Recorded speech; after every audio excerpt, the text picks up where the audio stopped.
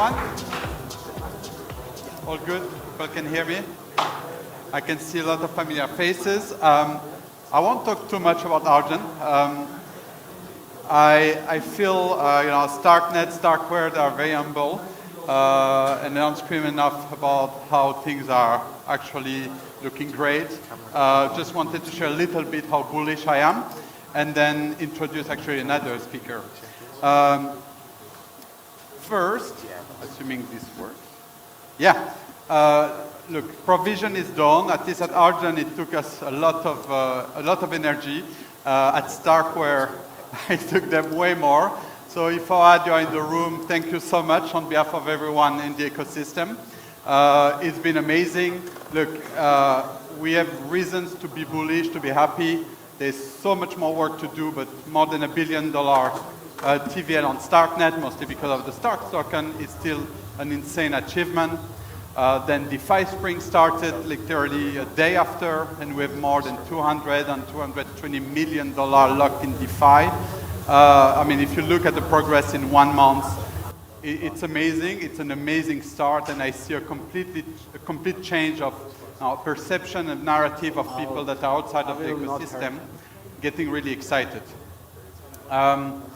On the Argent side, look, we've been working for almost 2 years from day one of Starknet, with the idea that we'll build the best ecosystem for users, best wallet experience, the most trusted, battle-tested account on Starknet. So we've been working on that. We, of course, use our own account, our smart contract account with Argent X, with Argent Mobile, with Web Wallet, but actually it's also used by the likes of Kraken, of Binance, of OKX.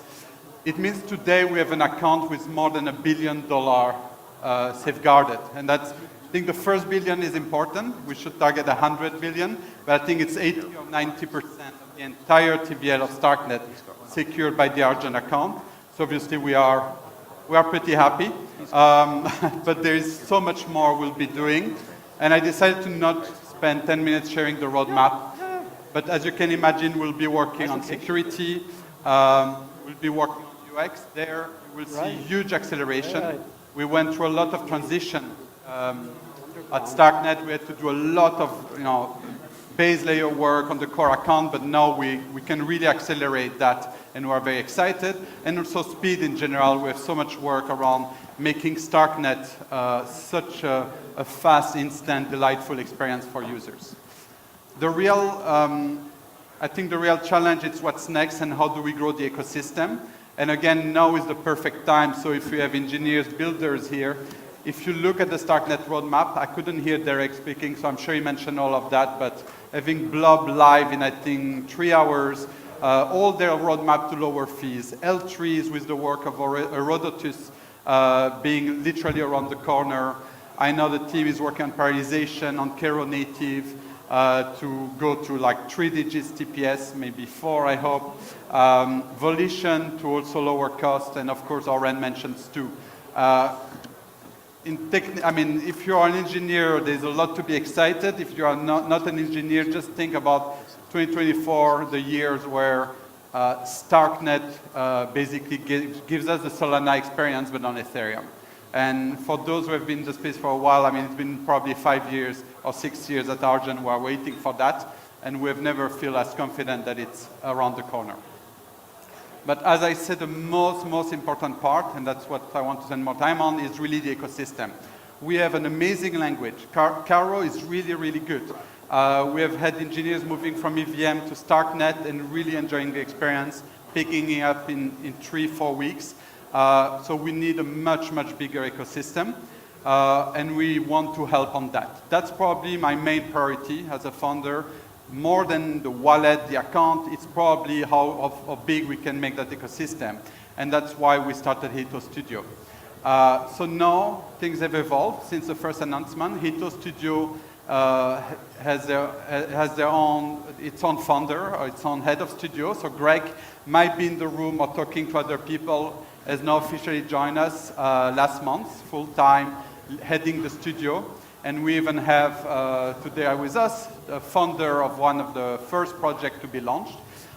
So if you are a founder, technical founder, or product founder, don't leave here the day without meeting me. We have probably 3 other projects now lined up, waiting for founders to really own that and go build their own company.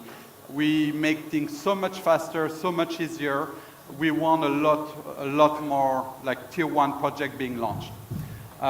So to share more on that, I want to introduce Nils. Come. So Nils Bundi is the founder of Vesu, the first protocol fully built within the Hito Studio umbrella. And to you, Nils. Thank you. Thanks, Itamar. Thanks for giving me the opportunity to share some of the thoughts that we have put into Vesu. I come from the Ethereum mainnet background, so actually Itamar and the team, they brought us, me and my co-founder Johannes, they brought us here to Starknet. We've been building on mainnet since 2018 before, and as you all know, everything moves a bit slower on mainnet, and I must say you guys are really fast because you're in the 3rd program point and we are already ahead of time. So that actually gives me some more time to, for my presentation here.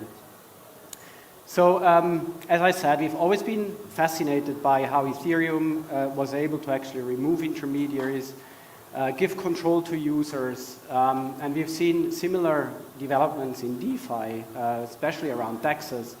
Johannes and me, we have followed Uniswap, all the stages of the development, and how it actually enabled to create an entirely new trading experience, matching and settlement of trades without any intermediary.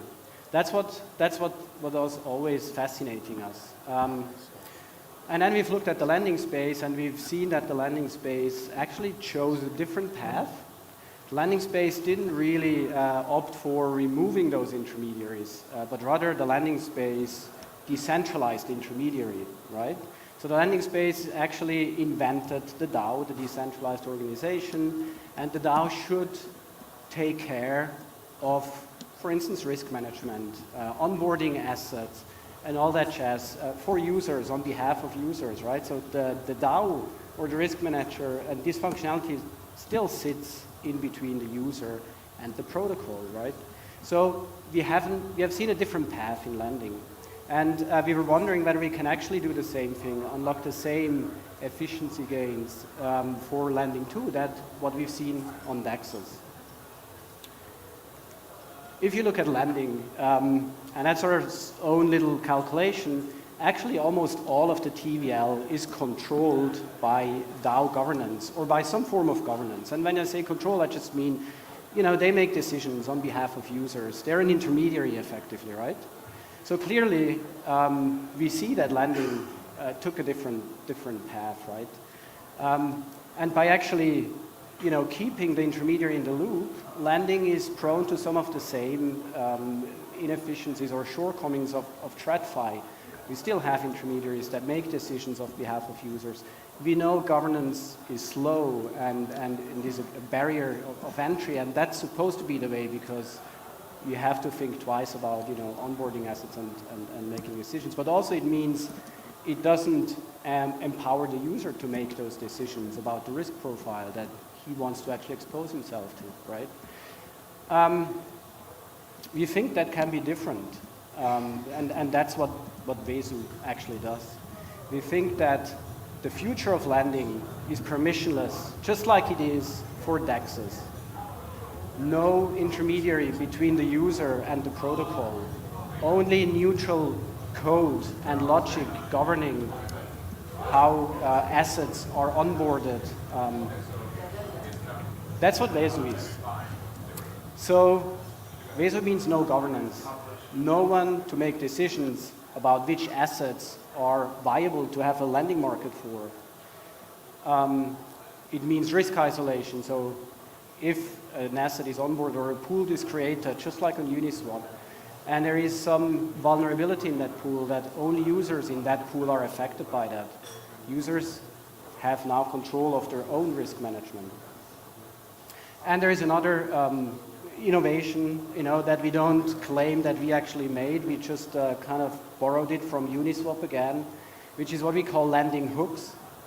So you have those isolated pools which can host a number of assets, everyone can create those pools, everyone can enter and exit those pools, and developers can actually create entirely new lending experiences through a system that we call landing hooks. Those landing hooks allow you as a developer to change the behavior of a pool that you create. And it allows you to integrate with other protocols. And I'm sure you've followed the conversation around how hooks can enable entirely new things on Uniswap v4 or Ekubo here. And the same thing is true for hooks in our system. So Vesu is different. We like to actually empower the user to make his own risk decisions and not have a DAO or governance in between. Pure code, pure logic that is transparent, that is verifiable by everyone, and that is efficient. So actually, markets can decide about how capital should be allocated and not governance. Ultimately, our goal is to unlock new use cases, right? And to actually grow the cake for everyone here for Starknet. As I said, we came to Starknet from Ethereum with, the conviction that we can actually create much more rich user experiences here than what we could on Ethereum mainnet. And that's why we're here. So we are kind of getting to the end, and what this actually points to is just welcome to the infinite garden, right? Again, open global infrastructure everyone has access to. No questions asked, no permission required from anyone, but just the basis of an ecosystem that can grow based on this neutral technology.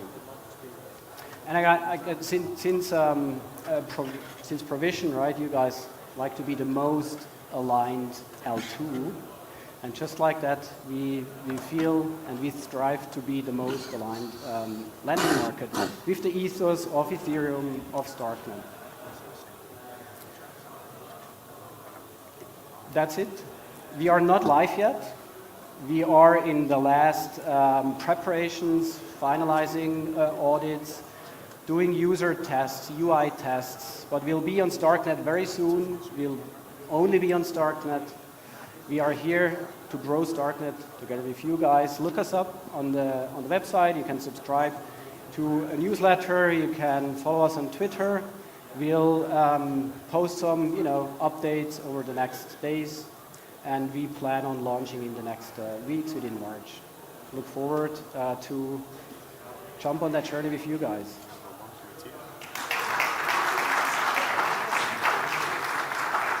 Thank you, Nils.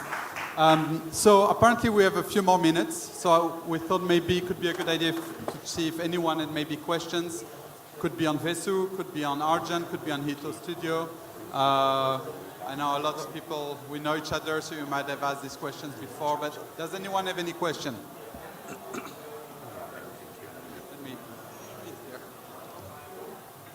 What are some of the projects that you're looking to incubate at Hito Studios? That's interesting. So what we have now, so we have of course, so Hito started slowly. We first helped Ekubo accelerate and grow. Then we had Vesu really starting from day one. I not say day zero because I feel you had a lot of the ideas and really help accelerate the development from scratch. Now we have one founder working on a gaming project. So I would say exploration around a gaming concept. So if you are a gamer, technical founder or gamer, please let me know. We have literally a co-founder spot there open. And then we have another project, I would say, in the DeFi space that could really help grow the entire DeFi ecosystem. So it's not a new primitive per se, but more a growth engine for DeFi. Again, if you love DeFi, our technical founder, there is a spot there. So these are really the things we are working on today because we found great founders. There are many other themes we're looking at. We're interested in payment. In general, we tend to be interested in, well, we feel we can help more in something that is very consumer and B2C focused. That's where we have the more expertise. But it can be really anything. So there were some ideas floating around DAO. We then felt maybe it was a bit early. So really very vertical agnostic, I would say.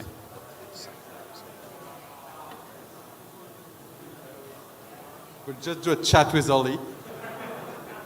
I've got a question for Nils. What is it that Starknet offers that the EVM doesn't? Could you maybe go over in a little bit more detail without getting too technical? Right, sure. Well, I mean, of course, you know, the one thing that we wanted to actually be able to do is to get closer to users in terms of, you know, if you have to pay $50 to actually deposit somewhere, it just, you know, prevents a large group of users to participate, right? And I think that's the most obvious thing. I think, so we've been building on Ethereum since 2018, a long time, and we've been looking at the space, L2s, and we've been seeing, you know, optimistic rollups and stuff coming up. But we've waited quite a long time to actually make that move. Partially, you know, with Argent and Hito, it was just, you know, a great opportunity for us. But also we did believe, you know, that Starknet and, you know, CK proofs in general just offer a much better scaling technology, pure code, right? You know, finality times, especially for financial applications, that's key, right? You know, fast finality in the end. And so I think that's the obvious part. And we can go into, you know, the tooling and how Cairo offers some, you know, interesting aspects for developers. But I think that's the main thing. Any other question, Ollie? Anyone? I'm good. Okay, I don't have to fill the time anymore, so we can stop there. The next speaker is there. Thank you, everyone. Bye, guys.